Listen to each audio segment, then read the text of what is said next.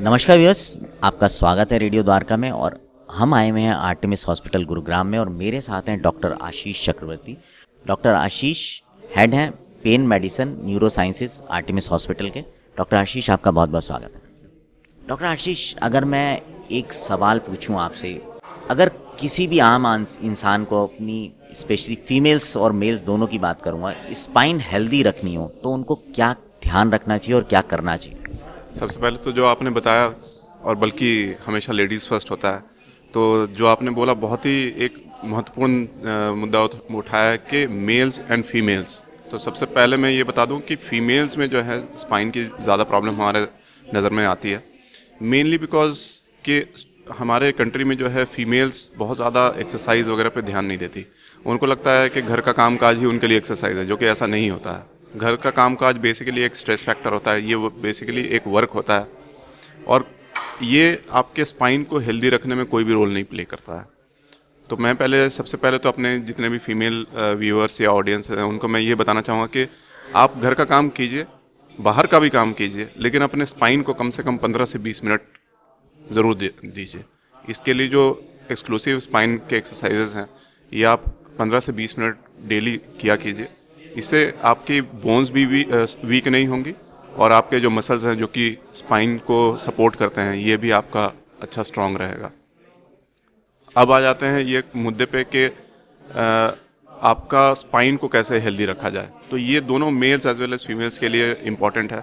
सबसे इम्पॉर्टेंट जो है आज के तारीख में हमें जो देखने को मिल रहा है, जो आज की लाइफस्टाइल है। बेसिकली आपको खुद भी पता चल रहा होगा कि जो लाइफस्टाइल है हमारी और जो हमारे पूर्वजों की लाइफस्टाइल थी वो काफ़ी डिफरेंट है। जैसे पहले जो होता है ज़्यादा लोग मेहनत मशक्क़त करते थे, आजकल की लाइफस्टाइल जो है ज़्यादातर सेडेंटरी हो गई है। लोग बैठ के काम करते हैं और घंटों बैठे रहते हैं। इसके वजह से आपके स्पाइन पे, स्पेशली आपके डिस्क पे बहुत ज़्यादा प्रेशर पड़ता है, और उसी कारण से जो डिस्क जो है ये डीजनरेट, क्योंकि ब्लड सप्लाई डिस्क की ऐसे ही कम रहती है और आप घंटों बैठे हुए हैं, उसके ऊपर दबाव पड़ रहा है, ब्लड सप्लाई डिस्क की कम हो रही है। तो इसी की वजह से जो डिस्क की डीजनरेशन है ये बहुत ज़्यादा रैपिडली होती है। और यही कारण है कि पहले यंग पेशेंट्स में इतने ज़्यादा, यंग लोगों में इतना ज़्यादा प्रॉब्लम नहीं देखा जाता था स्पाइन का, अब बल्कि बहुत ज़्यादा देखने को मिलता है हमारे जैसे ओपीडी में है। और यूजुअली क्या होता है कि जैसे यंग पेशेंट्स आते हैं, उनको हम कहते हैं कि आपको स्पाइन या डिस्क की प्रॉब्लम है, तो उनको अचानक से एक झटका लगता है कि ऐसे कैसे हो सकता है, मेरी उम्र तो बहुत कम है। बल्कि वो उनको लगता है कि ये जो डिस्क की बीमारी है या फिर स्पाइन की बीमारी ये बुज़ुर्गों में होता है। लेकिन अभी जो लाइफस्टाइल है ऐसा चेंज हो गया है कि ये प्रॉब्लम्स जो हैं ये अर्ली फेज में दिख रहे हैं। दूसरा ये है कि लोग अपने प्रोफेशन पे तो बहुत ज़्यादा ध्यान देते हैं, लेकिन अपने ऊपर नहीं ध्यान देते।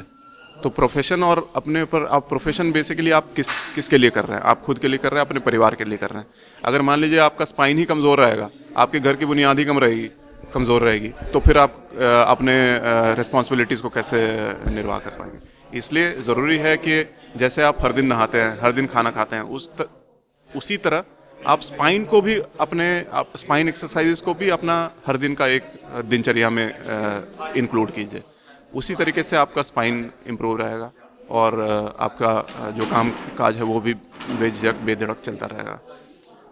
फिर जो हम लोग देखते हैं कि यूजुअली जैसे इंडिया में जैसे रोड वगैरह की प्रॉब्लम्स होती हैं, लोग बहुत दूर तक ट्रैवल करते हैं और टू व्हीलर्स बहुत ज़्यादा यूज़ करते हैं।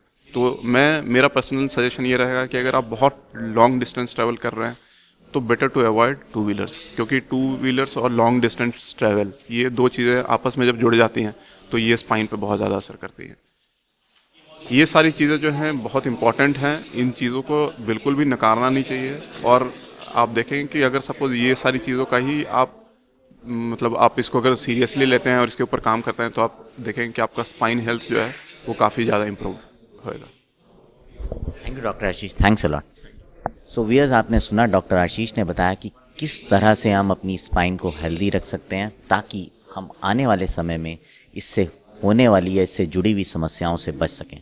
उम्मीद करता हूँ आपको ये जानकारी फ़ायदेमंद होगी। इस तरह की और भी जानकारी के लिए आप जुड़े रहें रेडियो द्वारका के साथ।